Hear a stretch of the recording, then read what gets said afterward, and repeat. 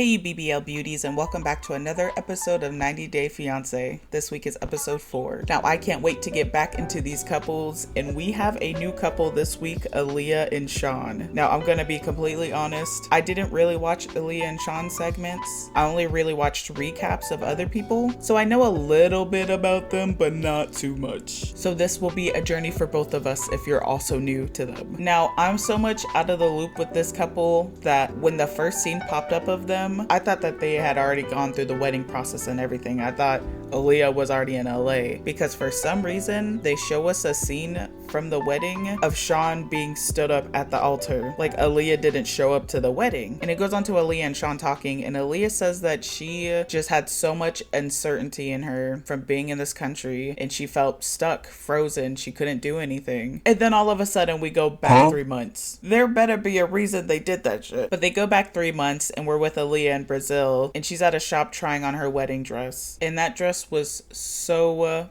beautiful and it looked so good on her. Then all of a sudden they jump over to Shawn. I swear they were just back and forth with their segment. But then we jump over to Shawn, and he's in Hollywood in his house, and we of course have another rich man in our presence. This dude allegedly lives in a house built by Charlie Chaplin. This man has Monty Hunties. But he goes on to explain that he built all this up through his career because he was a hairdresser in movies for the last 35 years. And then goes on to explain, which I did not know, that he was married for 14 years and had 3 kids. And their marriage was perfect. Everything was great. But they just went their separate ways. And I'm guessing it's because right after he started identifying as gay. So I'm guessing that's the reason they got divorced. And he says that him and his ex-wife are still really great friends till today. But after getting divorced, that's when he met Douglas back in the pandemic in 2020. And so for his first trip to go meet Douglas, he took him out to Spain. They went to a pride festival and they got all dressed up, and he bought him a wig and a whole outfit, and that's when Aaliyah was born. And now this was one of the main things that I remember from the recaps about them, that Shawn was struggling a lot with Douglas's transition, but just from their segment it does seem like he does have a problem with Aaliyah not being Douglas anymore. He literally even has a book of pictures of him and Aaliyah, and he says that it's like therapy to him. It's helping him transition into being with Aaliyah. Kind of feel like maybe it's a bit of therapy for me. You know, great moments of times with me and Aaliyah, because Aaliyah's a fun time.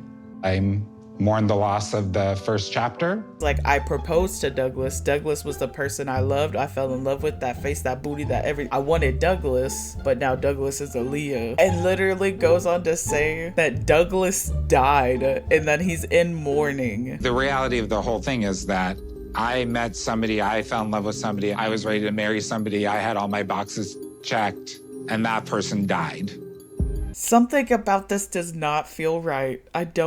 Something does not feel good. But with Aaliyah on the way, he goes outside to build a crate for his dog, even though he's been letting his dog sleep with him, which is so messed up. Like, you're letting your Papa Rudy sleep with you, have a nice cozy bed, and then all of a sudden you're like, nah, now you gotta sleep outside in this box. But I guess it's because Aaliyah doesn't like dogs, but at this point she needs to get over it. Now, Shawn goes on to explain that they have applied for all the visas under the sun, the student, the travel, the visitors, all of it. And the last resort that they had was the K1 visa. So this needs to work out, because if not, they can't do anything. And he's nervous that if Aaliyah goes in not as a male, that she might end up getting denied, because they filed all the paperwork under Douglas as male. Now we go over to Aaliyah, and she's meeting her friend at the beach, and she's sharing the same concerns that Shawn has, saying that she's nervous to go to this interview and is wondering if she should just go to the interview as Douglas. It is just tearing her apart because it took her so long to finally be comfortable with herself, be herself, and now she's having to go and pretend to be somebody else. And her best friend says that he's been through everything and has seen her go through some of the craziest things, being catcalled and discriminated against, but he does feel that she should go to the interview as a man, so there's no reason for them to deny her. Now it's the day of her appointment, and she's getting ready, and she decides to go ahead and go as herself, saying she doesn't want to pretend to be anybody else, and how is she going to share her love story if it doesn't have this part in it. And then she pulls up and goes inside for her interview, and they make it dramatic as hell. Even though they already ruined it in the beginning, it showed us that she already got to LA. They could have just told us that she got it right there and then. Now we go over to Jessica and Juan, and while Juan is sleeping in the bed, Jessica goes and makes breakfast, a delicious plate of eggs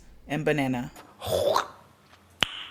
Nice. Now they said that they did nothing last night, obviously, because they had the kids, but now that they're alone and the cameras are there, they're ready to get it on. And literally right after they're done, they interview Juan. Like, they just stood outside and waited for them to be done. They probably didn't even go outside. Now Jessica wants to take Juan on a tour since they came in at night, so he wasn't able to really see much. So they're going around the town, and it's a very tiny town. She says there's only 6 restaurants, and Juan is like, what am I supposed to eat after a couple of days? I guess I'm just gonna have to learn to cook. And he says it's such a drastic change. He would get off the cruise ship and hit big cities, but now he's basically living in like one big retirement home. Even the movie theater is playing nothing but Dracula and the Grinch. But Jessica is trying to convince Juan so bad that this is the life for him, this is perfect for him, and that technically they live in such a small town that it's like living on a cruise ship. It's like a community. And he's like, it's different. Different people come on and off. We're going to different cities, like vibing in different areas. Like, this is not the same. And she's like, yes, it is. Say it's the same. And he goes on to say that he wishes she would just stop trying to convince him that it's the same and instead just try to help him transition. But she decides to go ahead and set up a little night for them with her friends so he can get to know everybody. And she lets him know that she's bringing her weird friend Megan. And I swear I do not like this girl at all. She gives me the heebie-jeebies. And Juan requests something very like normal and is like, you know, I don't really want her there because she already has a very bad impression of me, and I'm going to meet your friends for the first time, and that's just gonna like put me in an awkward situation. And she's like, you know what, you see all these signs in my house? Read that one right there. Positivity is key, okay? Now suck it up, we gotta go. So now he's concerned because he wants to be able to make a good impression, but now he knows Megan is there talking crap on him, so it's like basically like, oh, now I can't really make a first good impression. But they get there, they're introducing themselves, they get their drinks, and they're cheersing. Everything's great. And they're like, yeah, cheers to Juan, make it to an America. And weirdo Meg over here is like, yeah, it only took 3.5 years.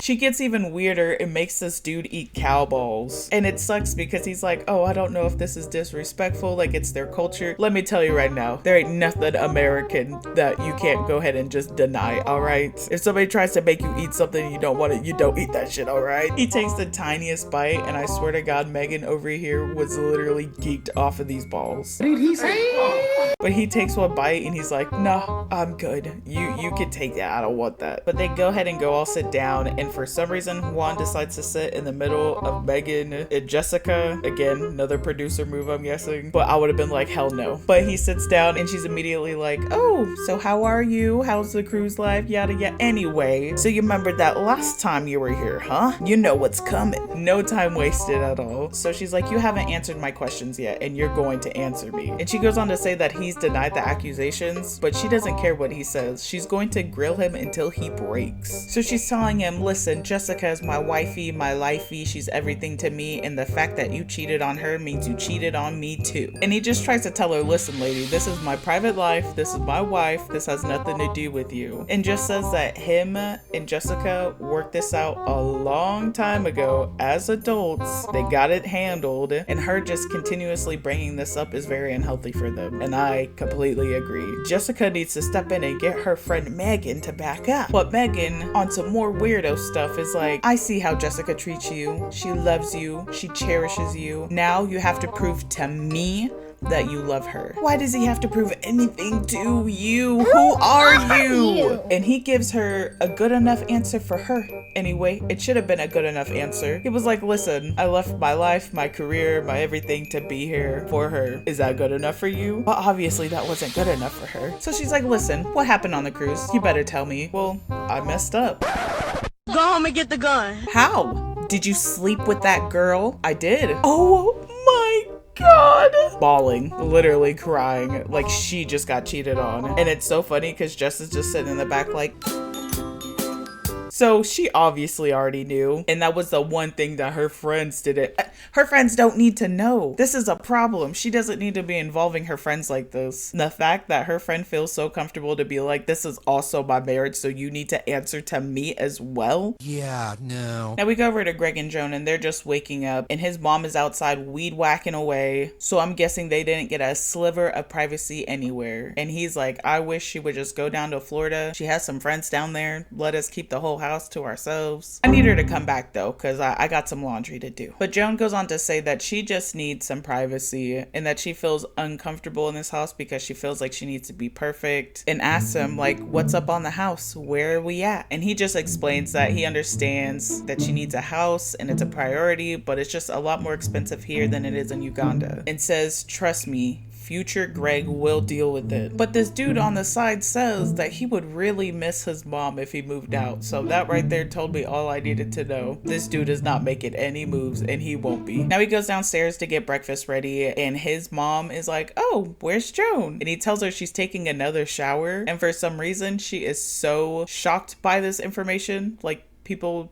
don't like take a shower in the morning or night. It's okay to take more than one shower a day, woman. And she's like, well, there goes my water bill. You know, we're gonna have to give her a timer now. And he tells her, well, Uganda, they don't really have hot water too much, so she's probably just taking a cold shower anyway. And she's like, well, she could go jump her ass in that pool then. Need to stop running up my damn water bill. And then this is literally the conversation they had. She was like, when you grow up, you will understand what it feels like to pay bills and how to conserve and things like that. This man is almost 40 years old. Stop it. And the producers ask her, like, is he paying any rent? Any bills? Nothing around here? And apparently he just bring in the food. That's all he do, is make sure there is food in the house. But they all sit outside for breakfast, and when Joan is coming out, the dog is jumping on her, and she's not like kicking her off or anything, but you could tell like she doesn't really want the dog on her. So his mom is like, oh, you don't like my dog? And she's like, oh no, I'm just not used to dogs. Usually they're outside. I'm not really around them. Oh, well, I hear you like to shower. Yeah, I like to be clean. How many are you taking? 2, 3, 4?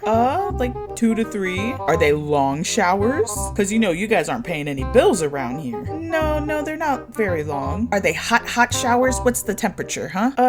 About medium, mild, around there? You know, I'm just asking these questions because my electric bill just jumped up. I just noticed it. Huh? Girl, notice what? How did your electric bill jump up overnight? And so Greg is like, oh, I understand, Ma. So we just need to conserve stuff around here. And she's like, no, I'm not asking that. Just don't abuse the water. 10 minutes max. So yes, we're conserving around here. And she's like, listen guys, I'm not trying to make you guys uncomfortable at all. My home is your home, but I do wish you guys were gone. At this point, Joda's fed up with it already. She's like, listen, I like taking showers. I like to be clean. And I did not move all the way down here to be Greg's mom. So what the hell is going on here? And literally right after that, Greg's mom is like, so yeah, Greg's room is your problem now. That's going to need to be cleaned every day. Now Greg takes Joan shopping, and she's never been in a supermarket. She's like, I've only seen this in movies. Everything is so beautiful, but everything is so goddamn expensive. And literally, was that a pound of onions for $7.99? No. But they're walking around just shopping, grabbing whatever they want. And she's like, wait a minute, what's the budget here? What are we doing? And he's like, whatever, baby, we ballin'. We ain't got no budget. Grab whatever you want. Really, nigga? And Joan is like, I'm not entirely sure how we're gonna do this. Everything is so expensive. We don't have a house. Greg just likes spending money. What are we gonna do? So she's like, listen, we need to talk about our future. Where are we going? What are the plans? What are the moves? What are the money moves? And he's like, listen, baby, this is great. I got great news. We have great plans for the future, baby. I'm telling you. Guess what? I got offered a state job. Yes, baby, I could be making money.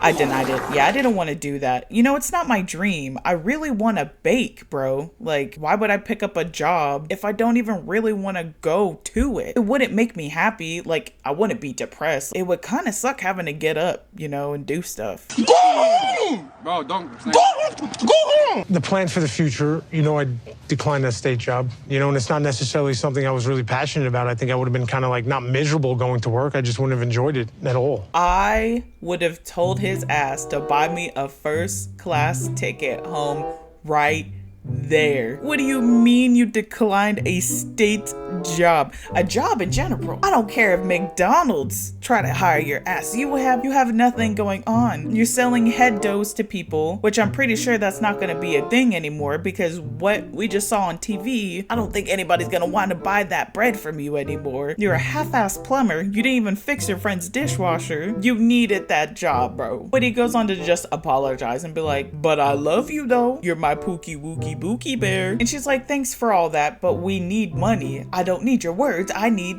money to survive. And this dude goes on to say that he didn't take the job for her because he wanted to spend time with her. I'm pretty sure that's not what she would have wanted, my guy. And she's like, listen, I love you and all that bull crap, but I don't want to wake up one day and not have a home, no food, no nothing. And he's like, listen, baby, you don't have to worry about that. We have my mom. And trust and believe, I'll make sure we find some food. And she's just trying to keep it together. And again, I just feel so bad for this lady because now she feels like she needs to apologize to him. She's like, I'm sorry. I'm not saying these things to make you feel bad. I'm just concerned. So it's like, no, do not apologize to this man. And he's like, it's okay, baby. And so it gets him into a joking mood. And he's like, heard, chef.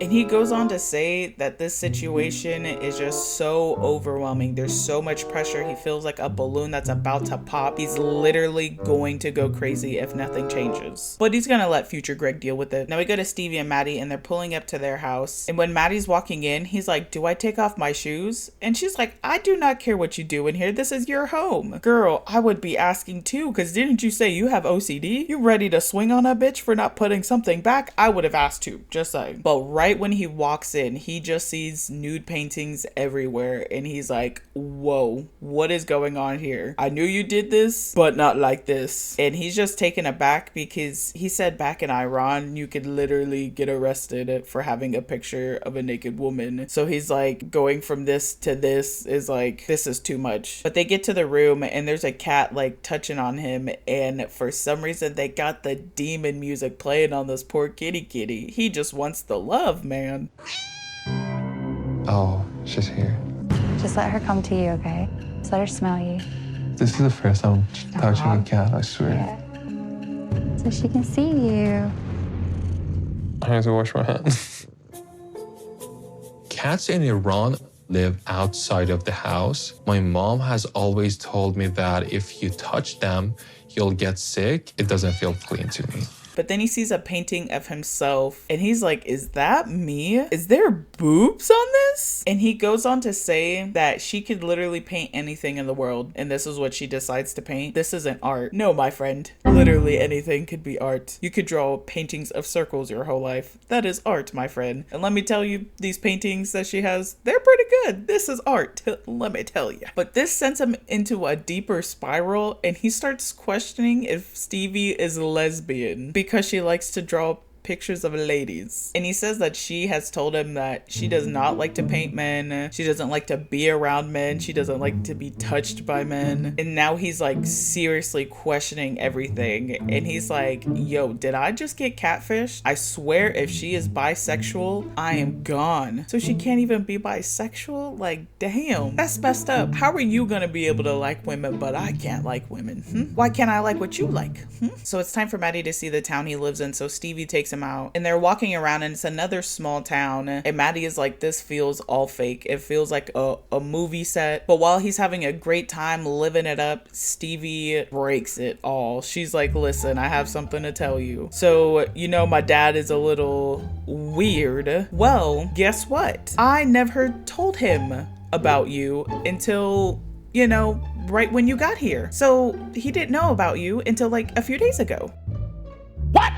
And he's like, you told him nothing? Nothing at all. And she's like, nope, I didn't even tell him that I was even in a relationship. And goes on to say that she thought she had more time to be able to have a conversation with her dad. And he's like, girl, you had a whole year. We've been doing this for a whole year. What do you mean? And her excuse was that her dad just had a lot going on. And what if he said no? Well, I don't know. What would you do? You are a grown woman. I mean, and now Maddie is upset and I understand. He's like, now I'm in a tough situation because her dad already sucks and sees me in some sort of light fight because I know he be watching the news and they just paint my country in a horrible way. And so that's how he's gonna see me. I was excited to meet him, but now I'm scared as hell. And he expresses those feelings to her and he's like, you did this. You caused this tension now. And she's like, no, I didn't. I didn't do anything. Congratulations. You played yourself. Now we get to Amani and Matt, and I'm so sorry if I wrap this up in like 30 seconds, but nothing happened and their bits were so quick. But Amani and Matt, they're trying to find Ani and they're wandering around the whole festival, and I don't know if they were doing this to make it like romantic. They run into each other or what. But I was like, if you guys don't pull out your damn phones and try to figure out where each other are, because they were just wandering around. And it's so funny because they're looking for her, but she's still in the car on her way there. So,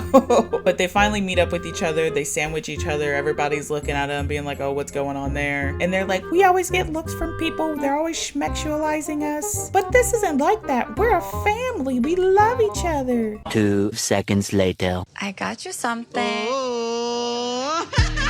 Yummy. What were you just watching? Now we get to Mark and Mina, and in last episode, Mina was upset with Mark for not siding with his daughter, but not siding with his daughter. So Mina was sleeping alone, and it's so funny because they have the transition, you know, where when they're in a happy mood, they're like smiling, but when they're in a bad mood, they do the transition where they're like back to back, not looking at each other. Why'd they had to involve the baby in this one? They could have left the baby out of the mean one. But Mark decides to make her coffee, bring it upstairs to her, and she goes straight into being like, I feel abandoned, saying that she left her country and that everybody here hates her. And it's so funny. He's like, not everyone hates you. And he's like, listen, let's ease you into this. How about we meet our neighbors first before we meet the family? So they go downstairs, they have a barbecue. Now the neighbors start showing up, and it's so cute because they have 2 Pats, and they named one of them Cupcake Pat because she brought cupcakes, and the other one Martini Pat because she was just carrying around a martini the whole time. But Mina is concerned, who is her kid going to play with? Like, there's no kids around here. The only kid she might be able to play with is some grandkids. And it's so funny because she's like, I need to get away from these old people. But Martini Pat comes up and she starts giving her like retirement activities to do. She's like, you could start gardening, you could pick up crocheting, maybe some baking, you know, watching some soap operas. But she asks her, what are you gonna do when Mark is out and about and he's flying around? And she's like, well, I need me another baby to keep me occupied. But his daughter is not allowing us to have one. And the neighbors just tried to explain to her that him and Jordan have been close forever. They've always been with each other. And she's like, well, that's not her decision to make. It's my body. And they go on to say that he is a people pleaser and that he is probably not even going to decide. He's just gonna let things happen. And at this point, she's still second guessing if she should have even came down here in the first place. Now, I don't know if there was the martinis or the cupcakes, but they had a great night and they got it in. And the only reason I bring it up is because they talked and talked and talked and talked about it for like a hot minute. So last night after the barbecue, he have a good time with Mark and bed. We had some good last night. I mean, right? I mean, your mommy wants you. I think just because I don't sleep last night. You don't leave me alone last night. It's just it's not my fault. This is your fault. Your sexy body. Yeah. It's not my fault. Sometimes you see me just with my pajama, you're very excited. Yeah, it doesn't really matter what she's wearing. She's beautiful, anything. You can't stop. I can't stop. I tell her she can sleep later or sleep tomorrow, you know, so. But they decide to go ahead and go have a family day, and they go on a hike, and Mina's not happy. She's like, I don't want any of this. I don't like nature. I don't want to be out here. This is boring. But they get all set up and he starts talking about everything that's going on. And this woman asks him if it's a possibility if Jordan just won't come to the wedding. Like, can we just uninvite her and just not deal with it? What? And at this point, it kind of feels like this woman is just trying to separate him from his family. And yes, now they're family, but he still has kids. Like, you can't just like come in and be like, you're not a father to them anymore. But he's like, no, that's my daughter. She is coming. I'm not gonna uninvite her. Are you crazy? And he goes on to just tell her that maybe you guys should just have a conversation and try to build a bond, and maybe she'll come around on the kid thing. And at this point, it's like, Mark, you are a grown man. You're her father. You can make the decisions, I'm telling you. And if she's a little mad, then she's a little mad. I mean, but Mina even says that she feels like Mark needs to talk to his daughter. But he goes on to explain that Jordan is just trying to make sure that he is happy, that he's doing everything right. And she's like, why don't they think I love you? And he's like, well, you could be here for a green card or my money. That's how they feel. And she goes on to say, like, for what? Paris is beautiful. We have an Eiffel Tower and we have croissants. But he just begs her to try, and she agrees to go ahead and have a talk with Jordan. And he says that he is not going to marry her if they can't get along. And I don't know how many times I've heard somebody say that in a relationship and they still get married. Like, she said that she wouldn't get married if Clayton wasn't down here, and now I'm wondering, is Clayton gonna make it down for the wedding? And if not, is she still going to get married? And that was the end of this week's episode. And let me tell you, next week looks so freaking good. House go.